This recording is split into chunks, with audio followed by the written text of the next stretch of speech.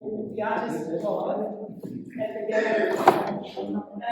We've got not many, but an excellent audience, not many people.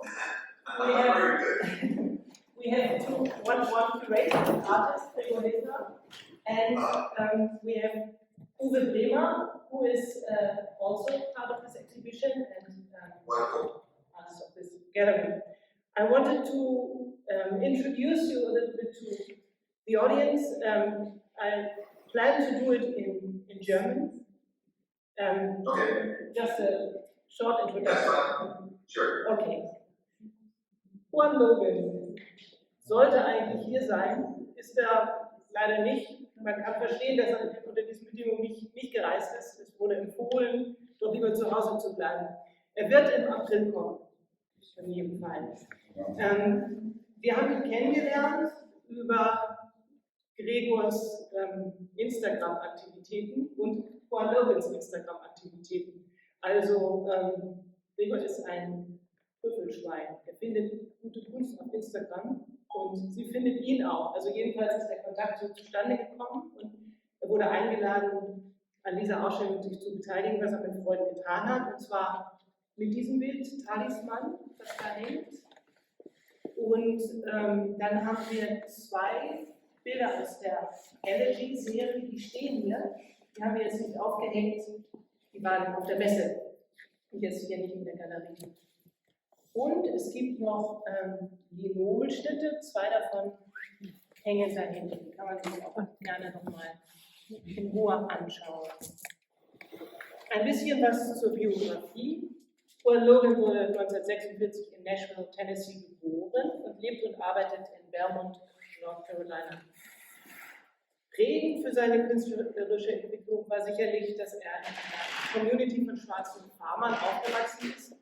Ich habe irgendwo gelesen, dass die Lebensweise, also dass die in seiner Familie sehr viel Wert darauf gelegt wurde, Dinge selber zu erschaffen, teilweise sicher auch aus Not, weil auch nicht das Geld vorhanden war, Dinge zu kaufen, aber jedenfalls ein gewisser Stolz, schöpferisch tätig zu sein, hat er von früh mitbekommen. Er hat sich entschieden, erstmal Biologie zu studieren, was er auch anfangs getan hat in Washington, aber relativ schnell ist er dann dazu übergegangen, über Kunst zu studieren am Clark College in Atlanta. Dort wurde er von einem Künstler und Bürgerrechtler, Floyd Coleman, der sein Lehrer war, beeinflusst, Lehrer und Mentor. Er gab ihm den Impuls, soziale und politische Zustände künstlerisch zu bearbeiten. Er hat im Laufe seiner Entwicklung eine ganz eigene Bildsprache entwickelt und Elemente, Farbe, Bild, Symbole, Metaphern spielen eine besondere Bedeutung. Da werde ich ihm auch noch ein paar Fragen dazu stellen. In jedem Fall ist die Entwicklung hin zu einer abstrakteren Bildsprache. Nach dem College ist Logan zum Militär gegangen, 1967, und war dann auch in Vietnam als Flugzeugmechaniker aktiv. Auch das hat ihn stark geprägt und seine Bilder geprägt. Logan ist nicht nur ein etablierter Künstler, der in vielen Galerien ausgestellt hat und auch in vielen Museen, sondern er ist auch ein Sammler und ein Nachlassverwalter. Er hat eine umfangreiche Sammlung mit wirklich bedeutenden Künstlern wie Jasper Jones, Blaise Orno, Robert Motherwell, um nur einige zu nennen. Er war Professor für Malerei an der Universität von North Carolina, Chapel Hill.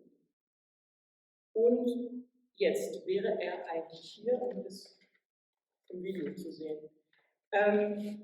Ich hatte jetzt vor, Herbert Gentner wollte eigentlich ein bisschen übersetzen, aber ich meine, vielleicht ist das auch kein Problem mit dem Englisch. Wir probieren das einfach mal. Okay, Juan. I would like to start with questions, maybe not the normal way, about you as a collector. What type of collector are you?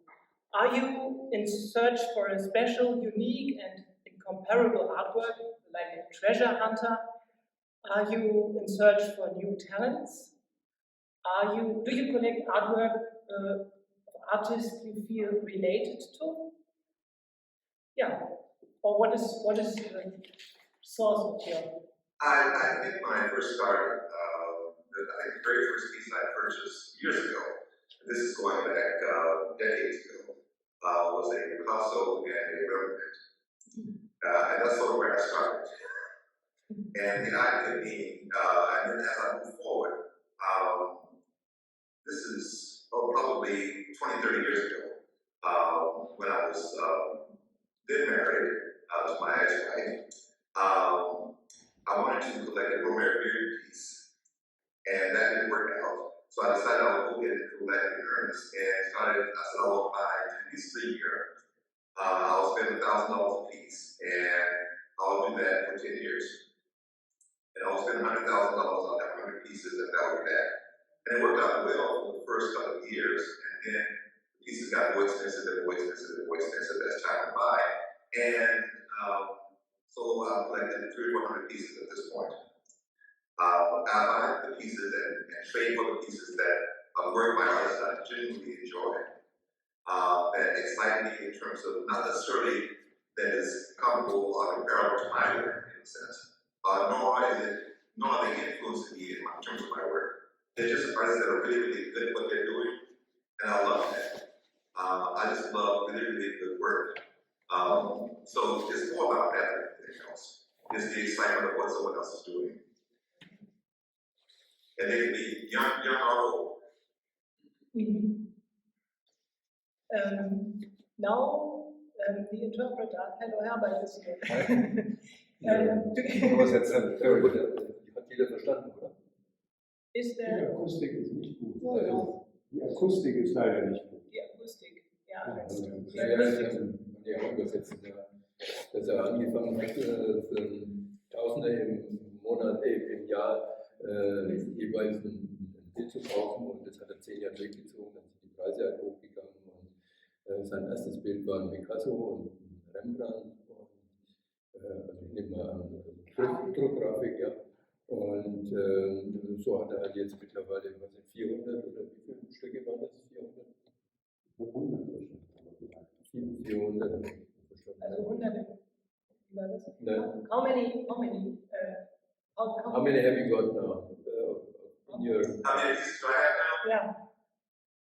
Probably 350, 400 pieces. Yeah, right. Ja. Ja, und die müssen jetzt nicht irgendwie verwandt sein, die Künstler, sondern dass, wenn er interessante Künstler sieht, ja, die ihn faszinieren, dann sammelt er die auch und kauft die auch. By the way, I must say that I collect primarily works on paper, because I think there's a certain immediacy about works on paper in terms of how they get made, and I also find that exciting as well, because as opposed to sometimes paintings are much the same way occasionally, but generally we spend more time on paintings than we do on works on paper in terms of how they get made, in terms of that immediate drawing quality, even in terms of printmaking. It's all the same thing, although that's a little more involved. But it's just a love for that kind of thing. Okay. Also er sagte, er arbeitet, also er sammelt hauptsächlich Papierarbeiten, was auch damit zu tun hat, dass die relativ, also wie der Entstehungsprozess ist, dass die irgendwie spontaner oder schneller entstehen als diese Leinwandgemälde, und das ist ein Grund, warum er sich darauf spezialisiert hat. But he did not mention any motive from the start of his collecting. You asked him for his motives. Also, what was your motivation then? What is my motivation? Yeah, to collect.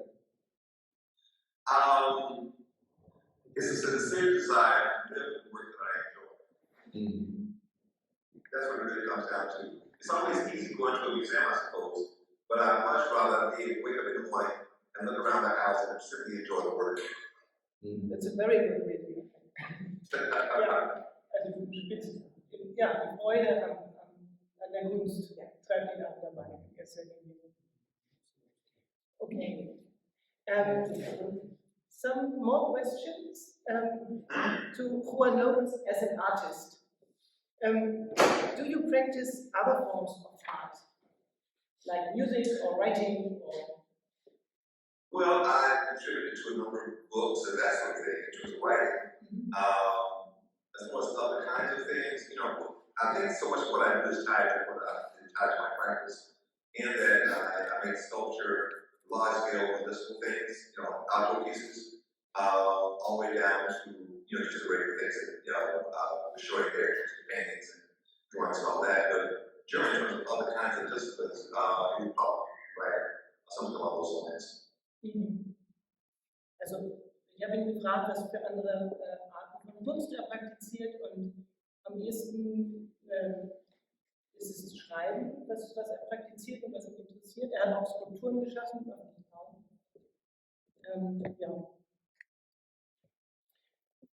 Okay, next question. A painter creates his unique visual language through a process of experience, expertise, training, the whole personality, which can be seen as a filter. And through this filter, the perception of the world, the inner and the outer world, is generated. And these perceptions are the material for personal identity as well. In your visual language, there are certain forms and shapes which reappear quite often. It's the cross, like you can see in the elegy, and the head, which is part of the other elegy, the small head shapes. So very big heads as well in your paintings. Yeah, can they be seen as symbols? And how do they enter your visual language, and how do you decide they should stay? Well, many years ago, many decades ago, I guess the first time I used the head shape was actually 1967. And it has morphed over the years and evolved in different things and different situations. But probably most importantly, I always thought that everything that we ever wear will takes place there first. All our imaginings, all our creativity takes place within that head. So I use that head shape to talk about who we have been, who we will be, the future, the past. There were instances when I was doing a piece about the medical industry, and I cast about 1,200 heads out of wax. And it was actually an image of Angela, which is a very stereotypical, sort of bragging stereotype. And I allowed her to morph from very, very dark skin to very, very transparent skin. It was always used as a stereotype in terms of, in America anyway, and around the world, depends on where you were. But in doing that, it provided me the opportunity to talk about something beyond myself, beyond those that I knew, and to talk about larger concerns that I had. In that case, and I know this is a little bit involved in maybe what you won't get an answer, but in making that piece, I made it because when my father was dying of a heart attack, we called the doctor, and the doctor says, well, I really can't come see you because my just got tickets to a baseball game.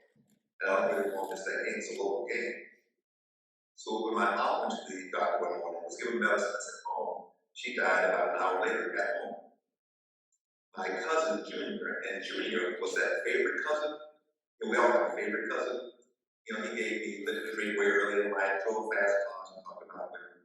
And that favorite cousin, he was checking out the hospital and about, and having heart palpitations and sweating profusely. And the nurse said, well, when you get home, just take an acid, you'll be fine. And he died in the front seat with me about a block from the hospital. So I made the piece relating to all those people in my life. It was called Unconscious Bias because when the doctors, there was a study in the New England Journal of Medicine, and they surveyed about 1,500 cardiologists, and the only thing that varied in the survey was race and gender. And 90% of the times, white males were referred to specialists, African Americans and white females were given medicine and sent home. So when the doctors were showing the results of the survey, they said, well, it's not being done intentionally, so it must be an unconscious bias, which was the title of my piece. So thinking in terms of being an unconscious bias. And the thing that was interesting about that piece, it was being shipped from one museum to another, because they were all casting flags. But the museum, the first museum, packed them inappropriately. And the driver of the truck that was transferred to the next museum tossed them in the truck, and because they were waxed, it was 19 degrees that morning. They were all shattered. So the entire piece was destroyed. Well, all but 25 of them. Oh, dear. Yeah. Yeah. And then it was a hat shape. I lost the. They were all head shapes. They were all head shapes. Okay. And as I said, there were about almost 1,200 of them. Okay. Well, Yeah. Herbert, can So you- again, but that head shape has been used to talk about those kinds of things, all the way down to identity and recognition. So the question of what do you need to see me? Is it something that's happening within that head shape? Does it matter that it has a particular sort of a particular feature? You know, what does it have to look like in order for you to actually see me as a full-bodied person? So I'm raising those kinds of questions as well in terms of identity. So, the second, Ja, das war natürlich jetzt nicht wenig. Would you like to come here, Herbert? Bitte? Ja, ich kann es doch von hier.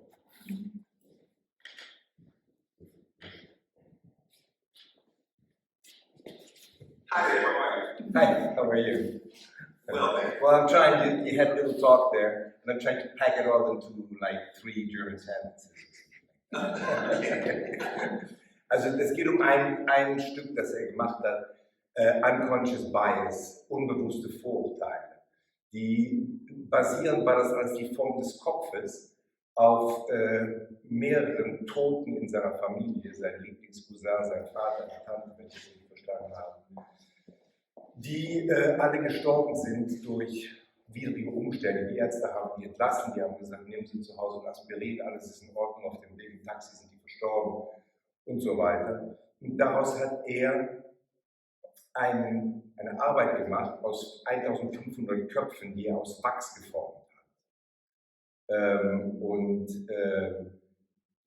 Das basierte wiederum auf einer Studie, die er dann, einer Umfrage, die er gemacht hat bei Kardiologen, um festzustellen, wie viele Leute sterben plötzlich und ohne große Vorankündigung oder durch falsche Diagnose. Und das sind die Zahlen, habe ich nicht genau im Kopf, vielleicht kann ich das noch mal fragen gleich. Aber es waren auf jeden Fall 1500 Köpfe, die er gemacht hat. Auch den Kopf betrachtend, wenn wir einen Menschen sehen, was sehen wir dann überhaupt an den Menschen? Den ganzen Körper oder den Kopf? Er konzentriert das auf den Kopf in der Wahrnehmung für den ganzen Menschen und deswegen seinen Bezug zu den Köpfen. Und die Kreuze, nachdem wir gefragt haben, ja auch in Bezug zu eben diesen verstorbenen Menschen in seiner Familie. Und dann kam es zu einem Unfall mit dieser Arbeit, die in einem Lastwagen transportiert wurde, bei 19 Grad Temperatur, da die aus Wachs sind, haben sich die ganzen Köpfe verformt. also 19 Grad Fahrenheit wahrscheinlich. Nee, nicht Fahrenheit. We're talking 19 degrees centigrade or Fahrenheit? Fahrenheit. Fahrenheit. Yes. Oh, that was cold. Yeah. That's cold. That's cold, yeah. Well below freezing. I associated centigrade, so that's the other way around. Also Fahrenheit. Wie viel ist das? Weißt du? Und dann natürlich, damit die nicht kaputt gehen. Habe ich das richtig verstanden? Ja, genau. Und die Ungleichbehandlung von schwarzen und weißen Patienten durch männliche und weibliche Kardiologen. Und es ist eine große Ungleichbehandlung entstanden. Und darum, aber keiner hat sich darauf beziehen können, konkret. Und darum ist eben der Name dieser Arbeit war dann eben Unconscious Bias, also unbewusste Vorurteile. And Christine, I want to say as well, if they go to my Instagram site, they can find some of these images and the most recent thing that I just posted. That also includes that head shape that talks about our youth and how our youth get tagged really early in life. But just have to take a look if they would be interested. Okay. Ja. Yeah. Also weitere Informationen und vor allen Dingen sehr viele Bilder kann man auf seiner Instagram-Seite sehen. weil da auch Bezüge zu der Form des Kopfes gemacht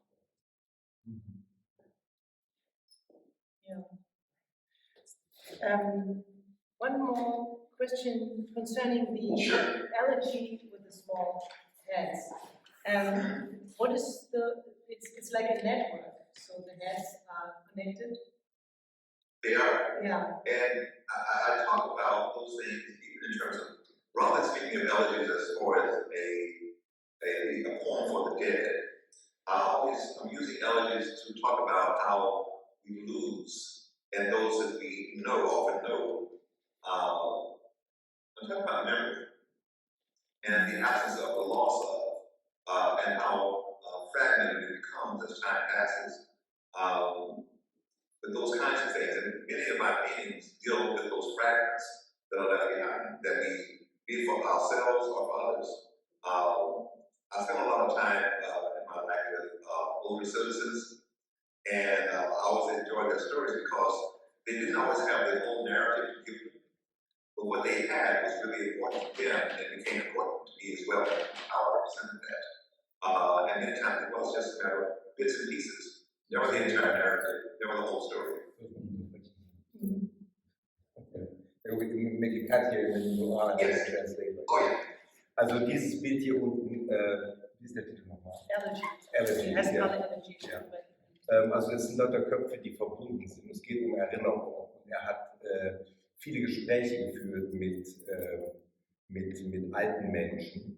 Und was die mitgeteilt haben, war für sie wichtige Erinnerungen, die natürlich nicht die Erinnerungen ihres ganzen Lebens war, sondern einzelne Ausschnitte aus ihrem Leben, die an verschiedenen Punkten stattgefunden haben, entweder sehr früh oder vor kurzem. Und ihm geht es also darum, dass diese ganzen Punkte, diese Köpfe, die hier drin sind, dann miteinander verbunden sind und die eine gemeinsame Erinnerung herzustellen.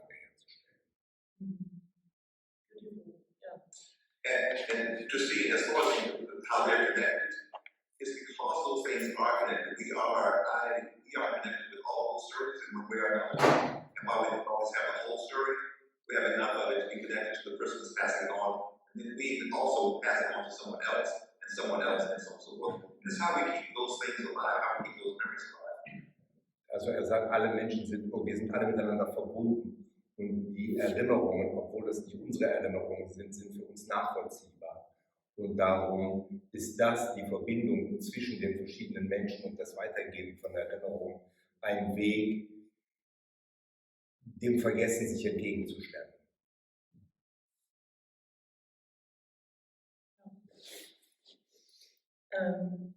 Okay.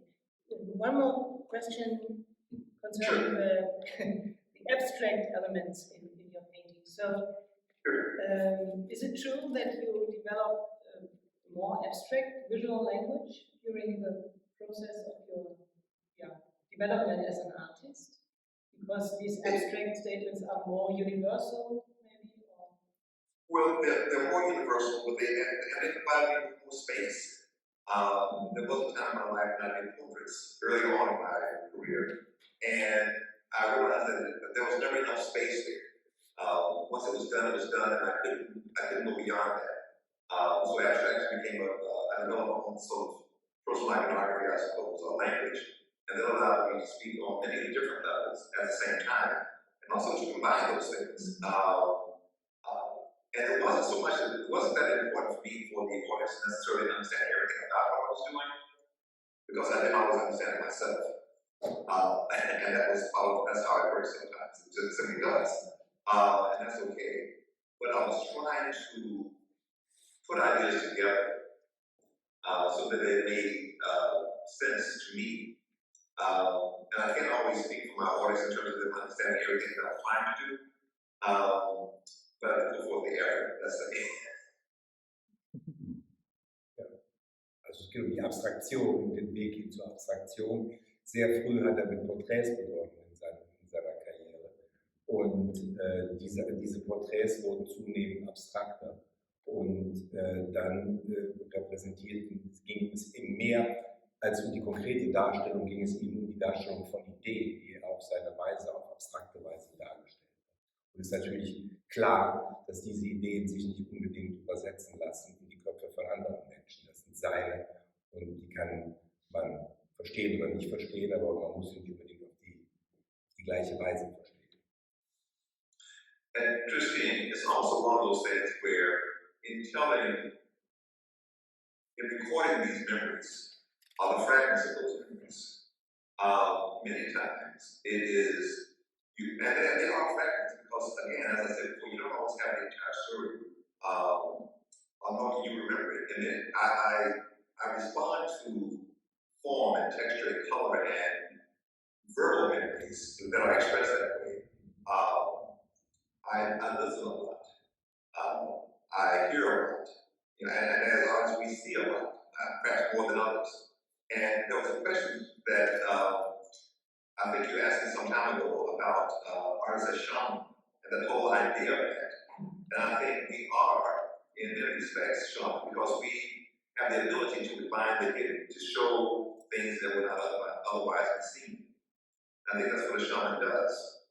And artists have always done it, and I've always seen us as being shaman.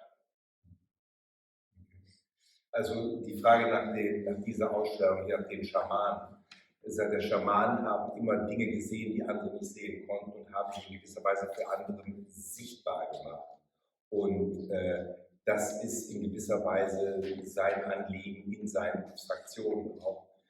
Das, was er zeigt, seine inneren Gefühle und seine abstrakten Gedanken sichtbar zu machen für andere. Insofern versteht er sich, und zwar nicht erst seit heute oder seit dieser Ausstellung, sondern in seinem gesamten Leben, als eine Art von Schamane mit diesem Bewusstsein, Sachen sichtbar zu machen für andere Leute, die nicht offensichtlich sichtbar sind.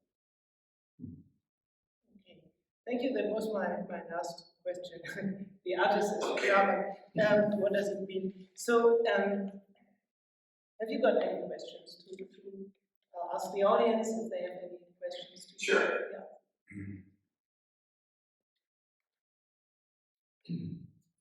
I've not a question, but I see big similarities in the development. When I was very young, I studied, you studied biology, I studied pharmacy first, before I went to that. And I started collecting when I was a pupil already. And later on, I went to art fairs, and I always had cash in my pocket, and it was such a pleasure to go in there and find new things that fascinated me, and then to trade with these galleries and say, okay, I only prepared to pay that and that. It was, I mean, to buy these things was such a pleasure. This is just, so I was buying all my life. I know. It's what we do. Yeah. I don't know what to do with them, because I have so many. And so true, so very true. Yeah. Okay, so I would ask now Gregor. Now it's Gregor's turn, so I've got some questions for Gregor. I'm Very well. not sure if we continue in English. Mixed. A mix between English and German, so just That'll be fine. that'll be fine. Ja, Gregor, das ist jetzt die zweite Ausstellung schon hier in der Galerie mit dem Thema Schamanen, beziehungsweise wir hatten die Voodoo-Ausstellung von 2018, zu der auch ein Katalog entstanden ist. Und du hast mit großer Begeisterung und viel Liebe und viel Engagement die Kunst zusammengetragen für diese Ausstellung. Was treibt dich an, dich so intensiv mit diesem Thema zu beschäftigen? It wasn't actually, it wasn't the second. Actually, it's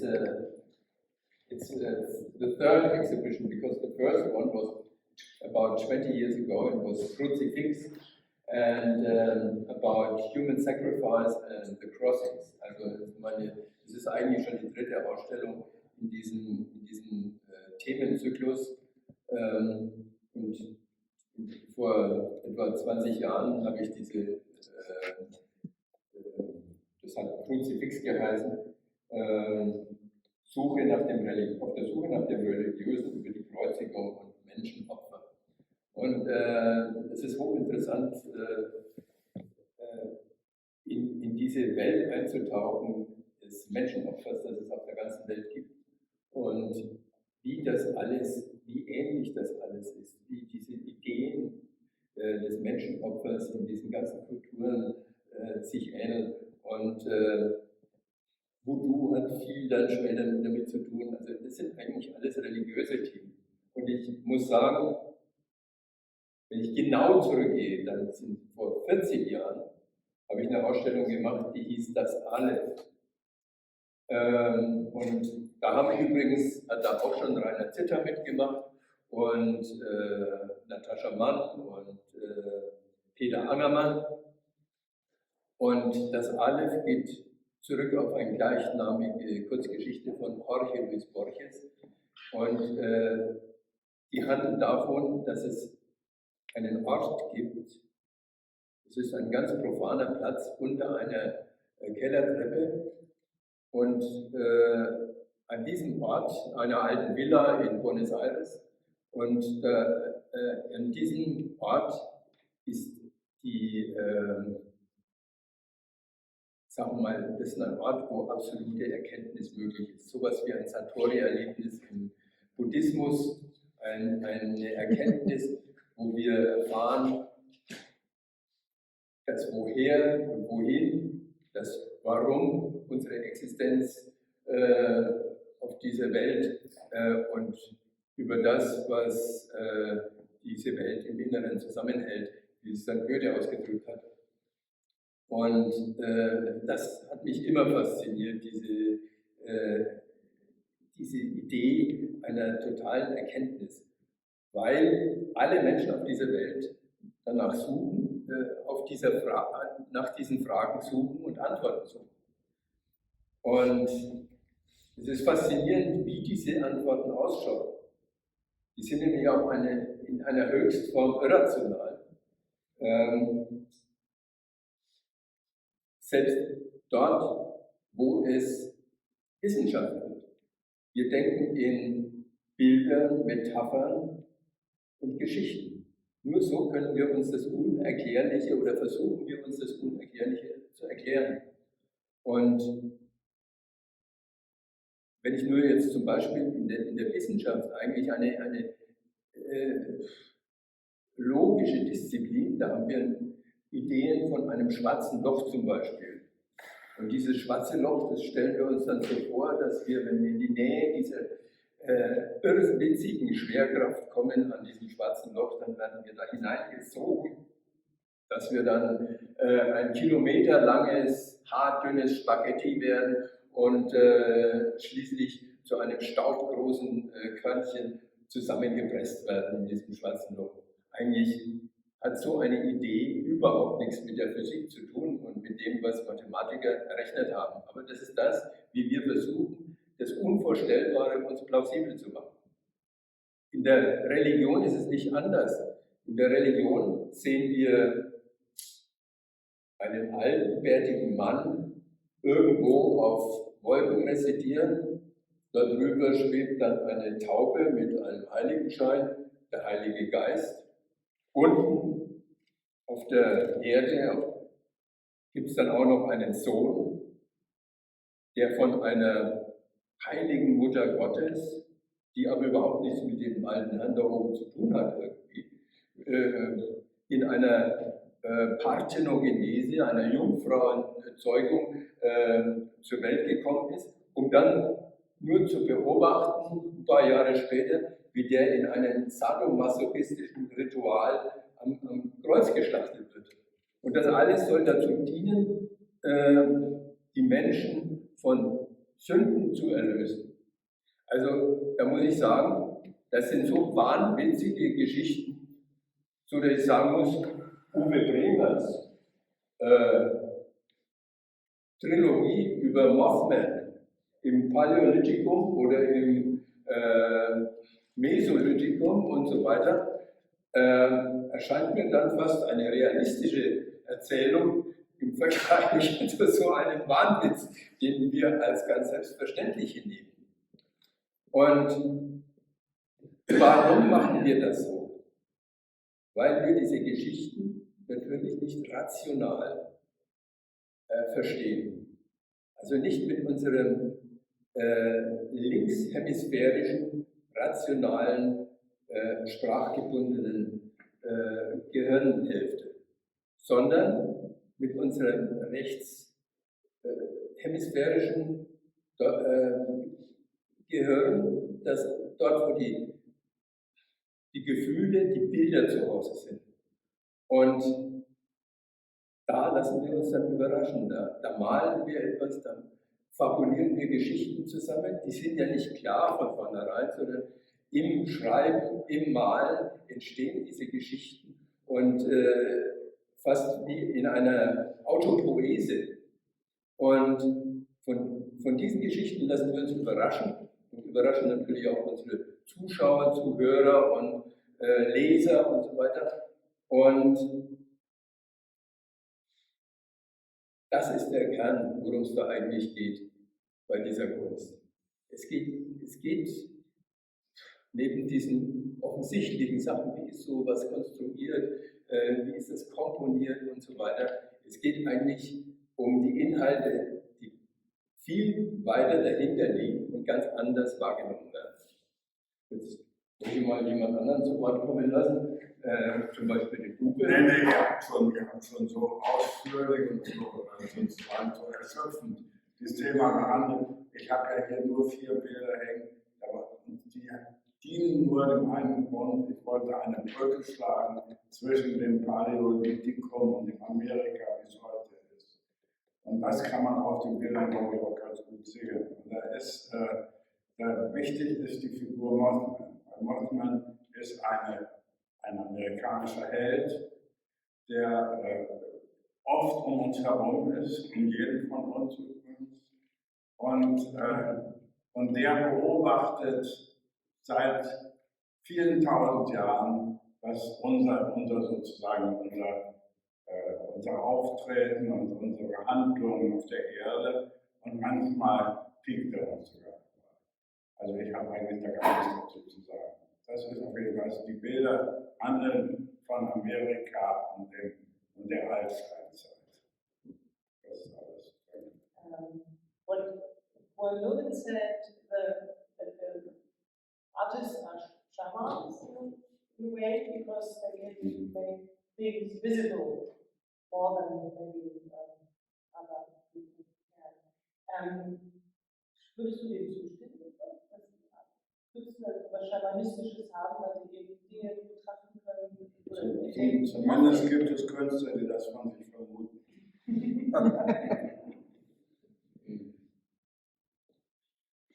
Ich habe jetzt nur noch einen Einwand. Mir kommt das mit der Religiosität. Und jetzt, es ist sehr logisch, wie Sie Ihre 3 Ausstellungen beschrieben haben. But except in the exhibitions, it's not religion for me. It's more ritual and mythos. Nothing about religion I see here. Nothing. Religion. Und Ritual und Mythos ist dann doch in allen naturalistischen oder sehr urzeitlichen Mythen etwas anderes als die Religion und die Religiosität, die wir heute verstehen. Deshalb würde ich das Wort Religion überhaupt weglassen im Zusammenhang mit dieser Kunst. Weil ich sehe hier nichts, was mit Religion zu tun hat. Ich sehe hier Mythen, Rituale, Objekte, aber keine Altäre. Also ich würde das komplett weglassen. Das stört mich. Ja, also mir geht es um die Suche nach dem Religiösen. Also ich weiß, dass es bei Rainer Zitter so ist. Ich weiß, dass es bei einigen anderen so ist. Also selbst der Adebayo aus London, die fühlen schon dem nach, wo diese Wurzel ist, ne? diese archaische Wurzel. Na gut, Archaik hat auch nichts mit Religion zu tun. bitte? Archaik hat auch nichts mit Religion zu tun. Religion ist das, worauf man sich dann also... Das sind erstmal Mythen und Rituale bei allen Völkern. Ja gut, das ist aber Riten und Rituale ist der zentrale Bestandteil von den Religionen. Und Das sind erstmal Mythen und es gibt verschiedene Ikonen und auch verschiedene Götter, denen man das widmet. Aber wir bringen dann eine Religionsdiskussion da ein, die, glaube ich, an einen Gott und dem, den man, ne, das ist störend. Das ist ja nur unser christliche, das gibt ja daneben. Ja, genau, das ist ein Problem. Ja, aber es gibt auch noch genügend andere. Ich habe mich mit vielen anderen beschäftigt. Mit vielen anderen Religionen. Die sind nicht alle so lustfeindlich, die mögen auch nicht unbedingt jetzt, sagen wir mal, dem Monotheismus so zusprechen, aber wenn man den Monotheismus genau unter die Lupe nimmt, dann ist es kein Monotheismus, sondern es ist ein Polytheismus wie im alten Griechenland. Deswegen hat es ja auch so gut funktioniert bei den synkretistischen Religionen, dass die afrikanischen Gottheiten so nahtlos auf diesen Götterhimmel der Christen, nämlich diese Heiligen, die Jungfrau Maria und diese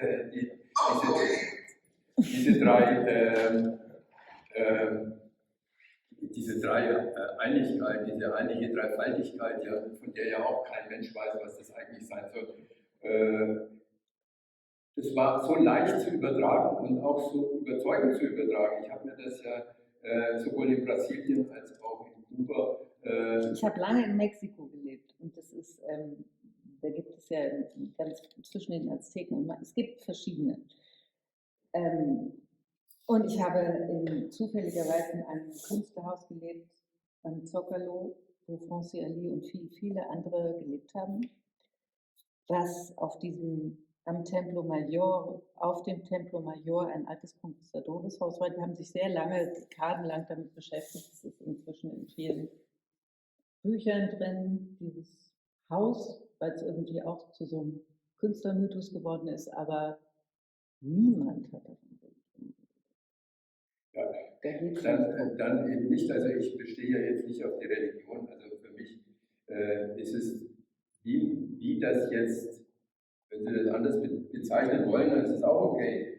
Für mich ist Religion, also dieses bedeutet halt, dass eine Gruppe von Menschen sich zusammentun und an... Sie haben Menschenopfer natürlich, sie haben das alles, aber sie haben mehr als 40 Götter und es gibt im Kalenderjahr Ja, und ist auch eine Religion. verschiedene Naturmythen, die man wiederholt, damit sie ernten und für alles in einem Zyklus ist. Das entspricht doch alles der Religion. Wenn man jetzt Exodus, was mich jetzt Religion bezeichnet, ist das, weil katholisch die Staatsreligion ist und die einzig gültige.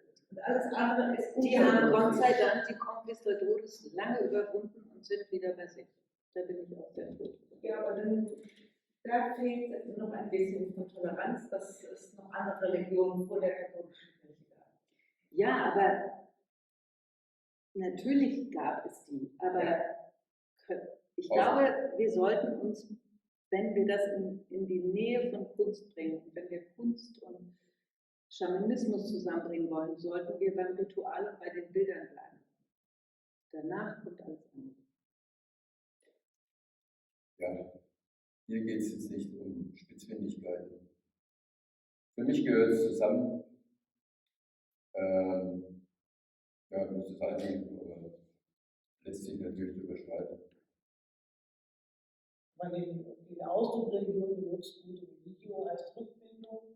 Rückbildung ist, darauf kann man sich dann vielleicht auch verständigen. Ja, ich glaube, wir müssen den Unterschied machen. Wenn die Dame von Religion spricht, dann meint sie die christliche. Ja, eben. Aber es gibt natürlich viele andere.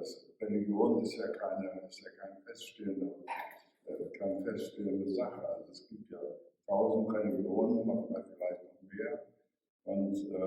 Und alle haben den gleichen Anspruch, nämlich das umfassend das Leben und die Welt zu erklären. Und nichts anderes macht das Christentum auch. Und das hat wahrscheinlich auch nicht mehr Recht als die anderen. Es kommt immer darauf an, in welchem Kontext man das alles betrachtet. Ja. Und also ich habe da gar keine großen Bedenken. Also ich selber bin ein nicht religiöser Mensch. Aber das heißt nicht, dass ich an nichts glaube. Nur ich glaube nicht an Teile des Christentums, kann ich nicht richtig glauben. Und ich glaube, man muss das alles eben, wie ein befreundeter Dichter von mir sagt, das muss jeder selber wissen. Und ich glaube, so ähnlich ist das auch. Und wenn man Religion gleichsetzt mit Christentum, dann ist das wieder was anderes.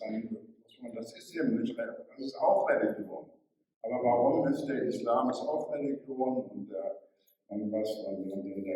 auch Hindu ist eine Religion, selbst wenn sie sehr ziemlich christlich unterwandert ist und ausgelegt wird. In Afrika gibt es noch ganz andere. Buddhismus ist wieder anders. Also Religion ist einfach eine sehr unausgeführte Größe. Ja. Also gerade bei der Beschäftigung mit dem Menschenopfer ist irgendwie klar geworden, dass dieses Menschenopfer Jesus Vorläufer hat in der griechischen, in der mesopotamischen, überall in diesen Kulturen und in diesen Religionen gibt es im Grunde genommen, die diese Idee vorbereitet haben, und im Grunde genommen hat sich das Christentum nur diese Idee geschnappt und hat sie verwurstet. Testament das Menschenopfer. Absolut. Ja, natürlich gibt es das. Zum Beispiel. Also dieses Ja, Menschenopfer, da hast du aber auch in Babylon überall. Von den Südamerikanern kannst du schweigen, die haben das sehr gut gebracht. Also die Menschenopfer und was ist alles, was im Namen der Religion, was sind für Menschenopfer gebracht worden. Ich will nicht sagen, der Phase ist Krieg, aber es geht ja bis jetzt. Also ununterbrochen hat Religion Menschen gekostet. Und so ist es auch wieder so. Mein Glaube kostet was. Und das die Märtyrer gemacht, das war im Christentum. naja, ich meine, wir sehen ja die Leute, die sich jetzt in die Luft sprengen. Wir haben IS. Ja, natürlich, die machen es ja auch aus religiösen.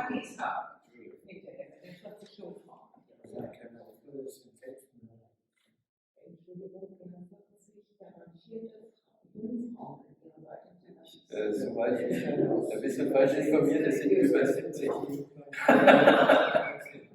weiß zwar nicht, was man mit 70 Jungfrauen anfangen soll. Ich glaube, es sind nur 40. Ich glaube, es sind nur 40. Naja, das ist ja auch egal. Beides ist zu viel. Nee, auf 70. Beides ist ein bisschen abhängig. We are talking about 40 or 70 virgins which you get as a martyr or martyr when you get into the paradise, as the Muslims expect. Yeah. Huh? Get promised. Yeah, get promised, yeah. I mean, das alles ist ja nur Versprechen. Yeah. Davon lebt ja Religion, lebt ja von Versprechen. Yeah. Die Familie ist ja noch Ne? die Familie, die in der Bibel wird versorgt. Mit Mehl und Wasser. Ja. Ich habe eine Frage. Bei den 40 garantierten Jungfrauen, bezieht sich das auf die Jungfranschaft oder auf die Zahl? Ich glaube, es geht um die Zahl. Okay. Mit der Maria ist es auch nicht so ganz klar, wenn der Maria das geschafft hat. Also 70 sind zu viel, aber 40 sind immer noch zu viel.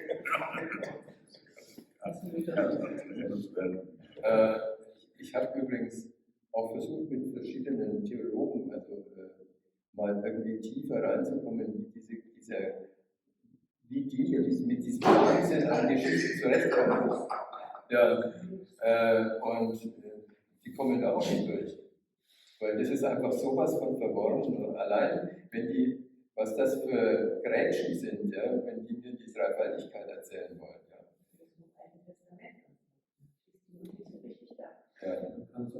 Ich habe gerade gelesen, das ist in einem Buch über Dadaismus, ein Surrealist aus der blaspheme Shaman aus Paris, Carré hieß der. Erstmal hat er gesagt, dass Jesus war ein Schlappschwanz, der hat immer die andere Backe hingehalten. Und dann hat er gesagt, die heilige Dreifaltigkeit, das ist doch ganz klar. Jesus der hat immer nach seinem Vater gerufen, der wollte am liebsten in das Geschlechtsteil seines Vaters kriechen. Und am besten hätte er sich wahrscheinlich als linkes oder rechtes Ei gefühlt. Und das ist die Dreifaltigkeit. Das ist eine Banane und zueinander reden. Das war 1934 oder so. Der ganz berühmter französischer Denker. Und das wurde dann noch ein bisschen schlimmer, das will ich ja nicht. Aber auf jeden Fall hat man sich damals schon auch Gedanken gemacht über religiöse. Ja, das ist eigentlich spannend. Also was für Symbole? Eingangs, ich meine, beim Wolf und der Hase, das ist ja auch was ein naturreligiöses Wesen, der Hase. Und mehr oder weniger offensichtlich ist das bei einem Künstler hier ein Thema, oder? Ja, das kommt darauf an, wie groß der Abstand des Künstlers zu sagen ist. Ja, bei Beuys war er ziemlich klein, das kann man ohne weiteres sagen. Und manchmal ist er auch größer, also kommt eben drauf an. Aber Beuys hat ja dieses Schamanentum sozusagen sehr in den Vordergrund gerückt. Und das war auch, das ist ihm ja auch ganz gut gekommen, auf jeden Fall seinem Werk. Ja. Da kann man nichts sagen. Aber es ist eben, der Hase, das sind alles diese Dinge. Aber der Hase ist schon immer ein sehr interessantes Symbol. Ja. Der Osterhase, Symbol der Fruchtbarkeit. Ja, natürlich, weil der Hase ist bekannt dafür, dass er gerne, wie Frau von Dingsbus gesagt hat, er schnackselt gerne. Ja, das hat Frau von Thurn und Axel. Und das stellt der Hase immer wieder unter Beweis und deswegen ist er so beliebt. Ja, natürlich. Der Rammler.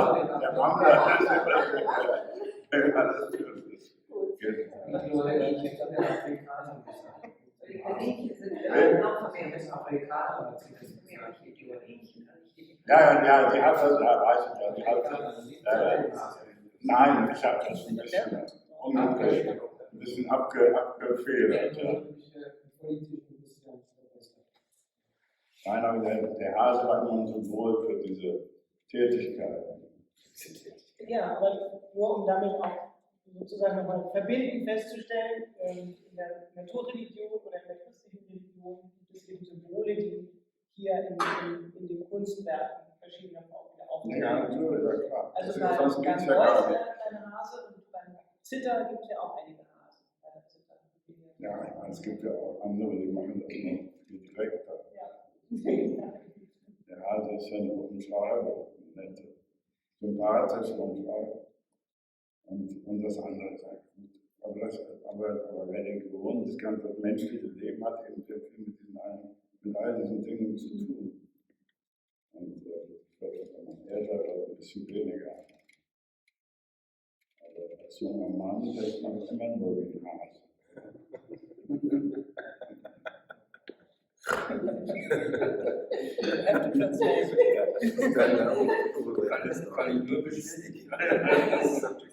Let's talk about the hair and Joseph Beuys' fiction with the hair, with the rabbit. You know, it's a sexual symbol, and when the older you get, the less you think about the rabbit. But when you're younger, you are acting like the rabbit as much as you can.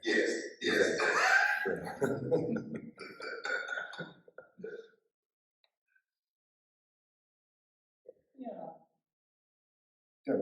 viel geleistet, weil I mean,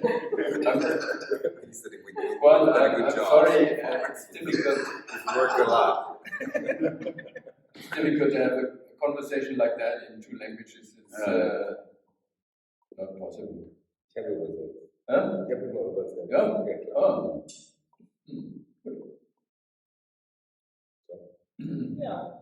Any more questions or observations? No, yeah. There is a motive I have seen in your lino cuts. This is the, wie heißen die mit den Kapuzen? Die Kuckucksklern, yeah. I always wondered, because when you go to Spain and in Easter time you have these Kuckucksklan sort of people in huge processions. And but they are absolutely not connotated with anything like that. What's the connection between this outlook of this Ku Klux Klan and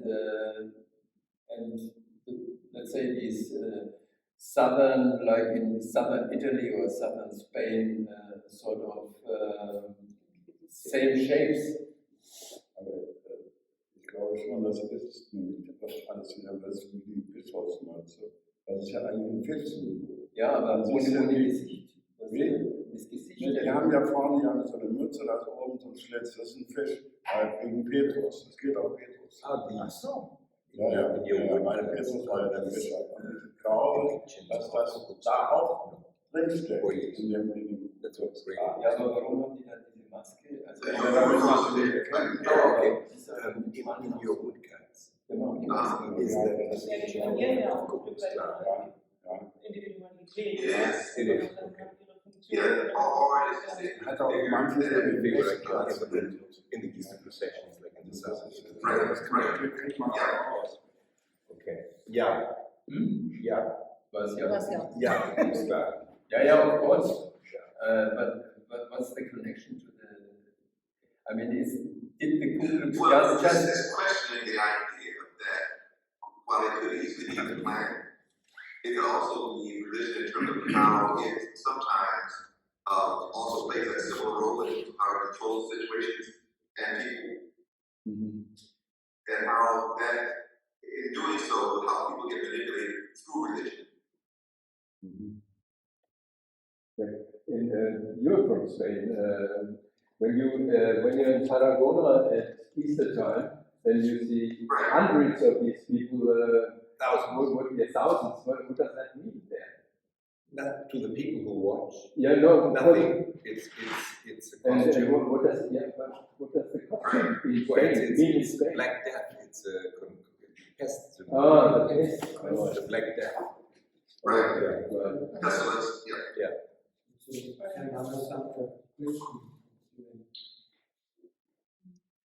But then we have a difference between black and white, because the Ku Klux Klan isn't black, isn't it?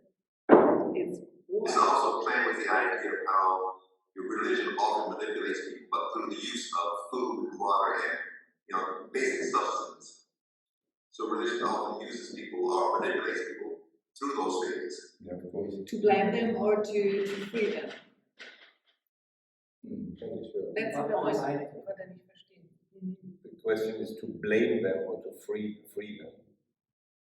To set them free or to blame them. I think more important Is this the difference between Zum black and Kennenlernen, white? zum Erkennen, zum I Wahrnehmen. know what you mean, but it's not so.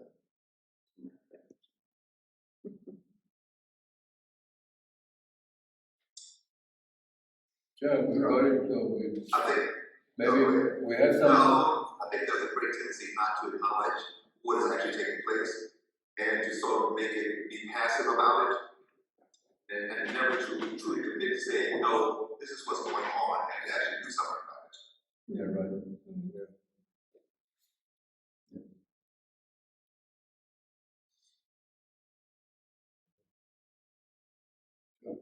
Yeah.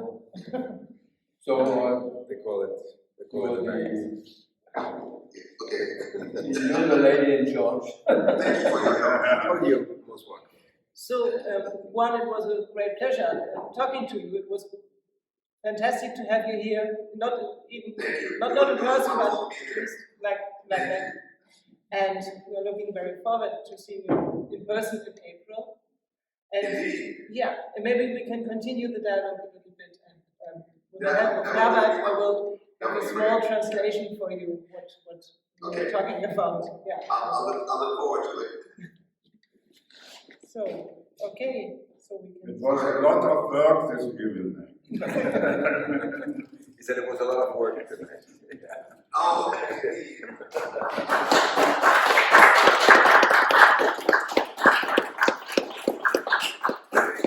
Thank Thank you. you. Ja,